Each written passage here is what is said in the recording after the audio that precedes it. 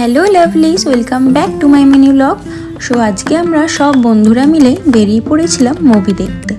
আমরা অনেক দিন ধরেই প্ল্যানিং করছিলাম একটা মিট আপ করার, সেটা ফাইনালি আজ হলো।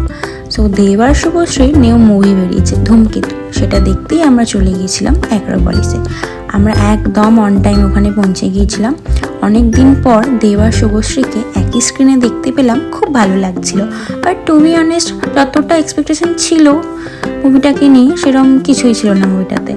সো ওভারঅল মুভিটা ওকে হয়েছিল। দেন আমরা ওখান থেকে বেরিয়ে অনেক ফটো অ্যান্ড সেলফিস তুলে বেরিয়ে পড়লাম। নেক্সট কোথায় যাওয়া হবে আমরা কিছুই প্ল্যান করে রাখিনি।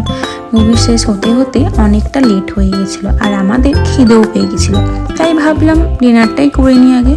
সো আমরা রাস্তাতেই ডিসকাস করছিলাম যে কোথায় যাওয়া হবে, কোথায় গেলে ভালো হয় কাছাকাছির মধ্যেই আর কি।